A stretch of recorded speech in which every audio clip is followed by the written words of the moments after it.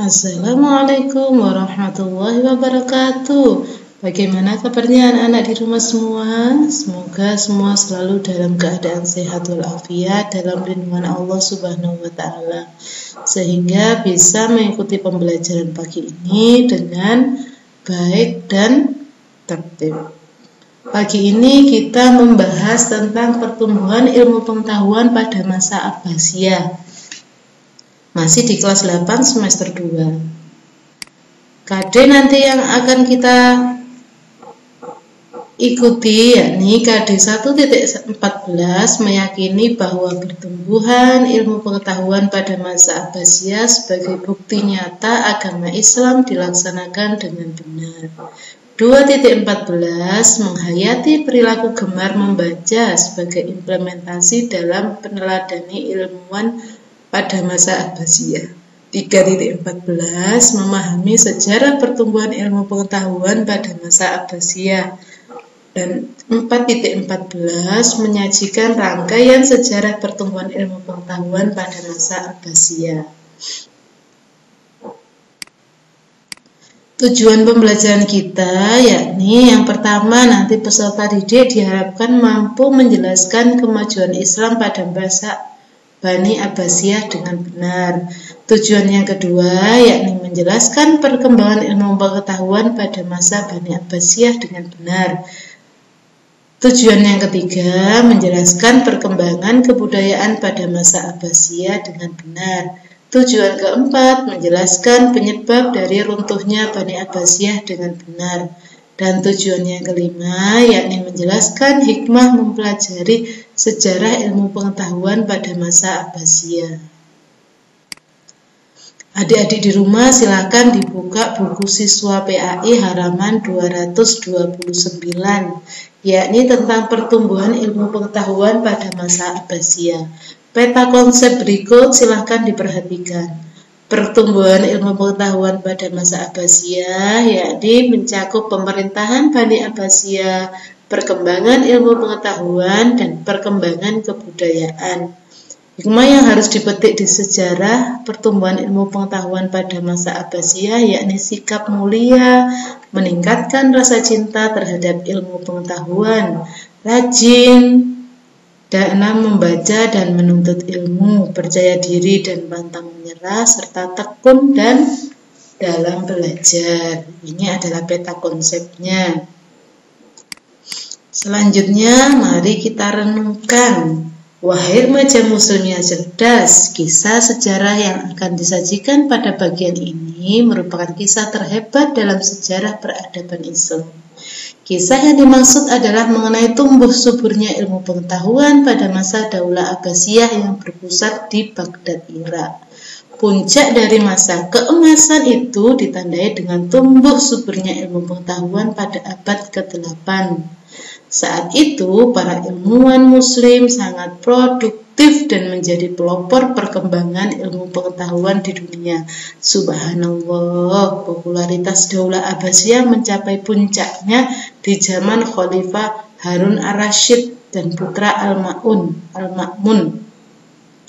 Kekayaan negara banyak dimanfaatkan oleh Harun ar-Rasyid untuk keperluan sosial dan mendirikan rumah sakit, lembaga pendidikan dokter, dan farmasi. Bayangkan saja, pada masa itu sudah terdapat paling tidak sekitar 800 orang dokter.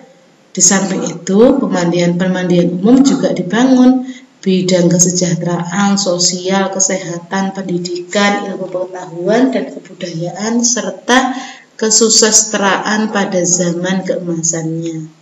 Pada masa inilah negara Islam menempatkan dirinya sebagai negara terkuat dan tak tertandingi. Al-Ma'mun, pengganti Harun ar-Rasyid, dikenal sebagai khalifah yang sangat cinta terhadap ilmu filsafat. Pada masa pemerintahannya, penerjemah buku-buku asing digalakkan menerjemahkan buku-buku Yunani. Ia menggaji penerjemah-penerjemah dari golongan Kristen dan penganut agama lain yang ahli. Ia juga mendirikan sekolah. Salah satu karya besarnya yang terpenting adalah pembangunan Baitul Hikam. yakni pusat penerjemahan yang berfungsi sebagai perguruan tinggi dengan perpustakaan yang sangat besar. Pada masa Al-Ma'mun inilah Baghdad mulai menjadi pusat kebudayaan dan Islam dan ilmu pengetahuan. Mari kita renungkan betapa harum citra dunia Islam waktu itu.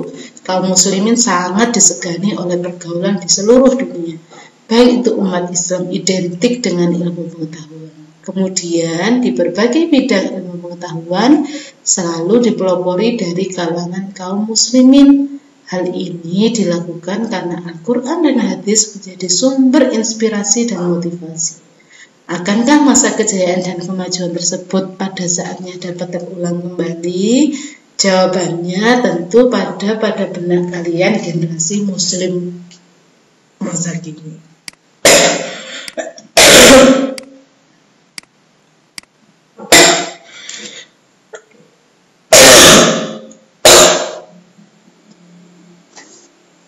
Mohon maaf karena Busum agak flu, jadi batuk-batuk sedikit. Kita lanjutkan ya. Pemerintah Daulah Abbasiyah merupakan kelanjutan dari Bani Umayyah sebelumnya.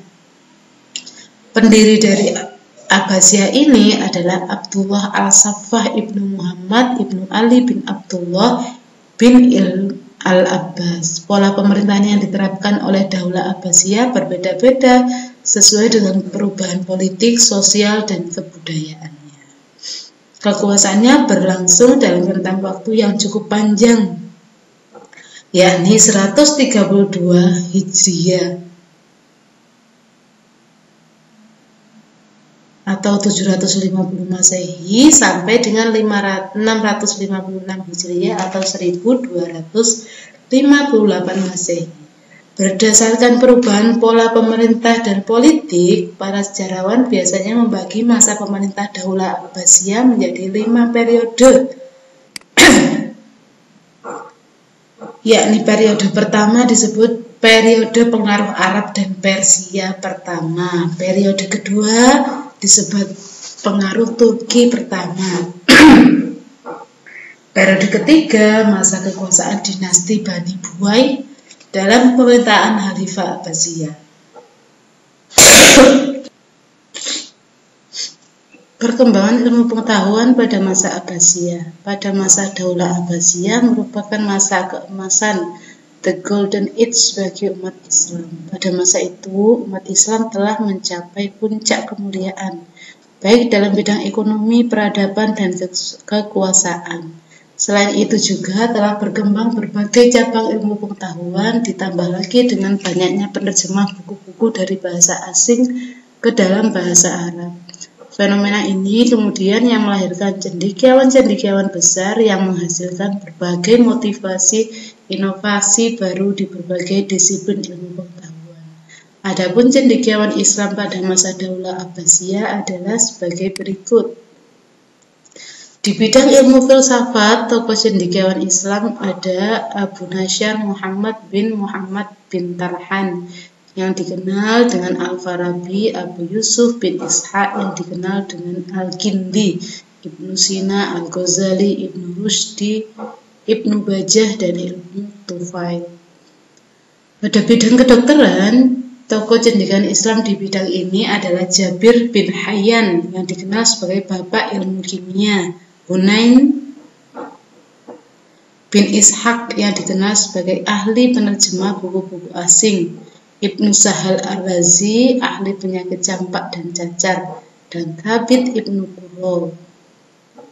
Bidang ilmu matematika, yakni cendekiawan Islam di bidang ini adalah Muhammad bin Musa Al-Khawarizmi, penemu huruf nol yang dengan bukunya Algebra, Geometri Ilmu Matematika, Umar bin Faruk bukunya yaitu Quadripartitum, Banu Musa ilmu mengukur permukaan datar dan bulan. Bidang ilmu falak, contoh tokohnya yakni Abu Masyar Al-Falaki, bukunya Isbatul Ulum dan Haidul Falak. Jabir Batani membuat teropong bintang. Raihan Bairuni bukunya yaitu Al-Afarul Bayyak Ainil Khaliyah. istikhrajul autad, dan lain-lain. Bidang ilmu astronomi yakni ada Al-Farizi, Al-Ghatani, dan Al-Betagius, Al-Faghoni, dan Al-Faghenius. Di bidang tafsir, tokohnya ada Ibnu Jarir Al-Abari, Ilmu Atiyah, Al-Andalusi, As-Suda, Mufatil bin Sulaiman, dan Muhammad bin Ishaq. Pada ilmu hadis, tokoh cendekiawannya yakni Imam Bukhari, Imam Muslim, Ibnu Majah, Abu Daud, At-Tirmizi, dan lain-lain. Bidang ilmu kalam atau tauhid ada Wasil bin Atha, Ibnu Huzail Al-Alaf, Ad-Dam, Abu Hasan Al-Asy'ari, Hujjatul Islam, Imam Al-Ghazali. Pembahasan ilmu tauhid semakin luas dibanding dengan zaman sebelumnya.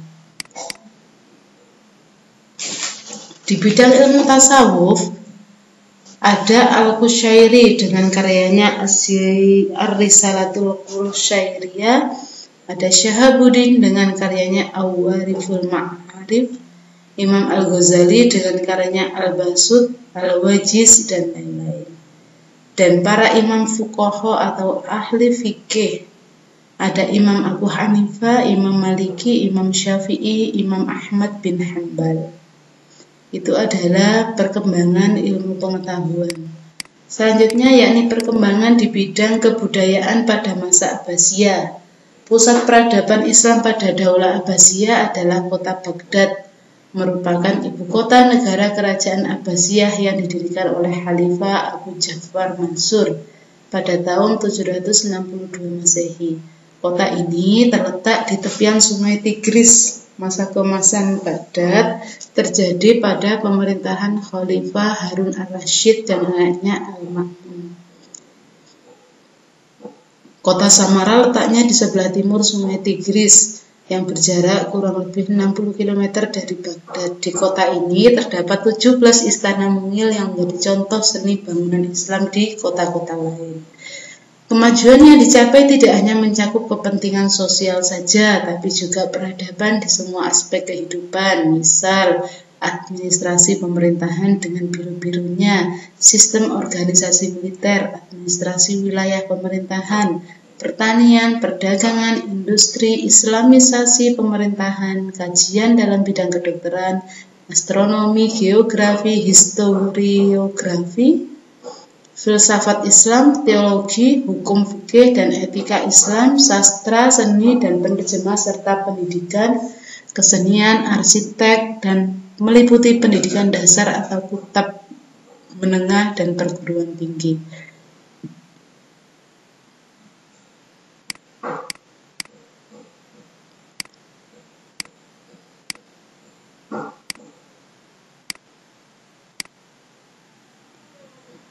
Sampai sini pertemuan kita pagi ini. Silakan nanti dibaca di rumah selanjutnya.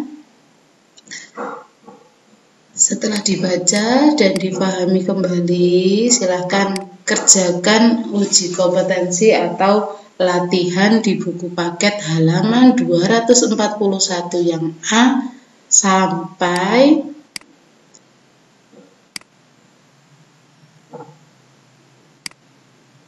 B halaman 243B. Setelahnya difoto, dikirim ke WA Kusum.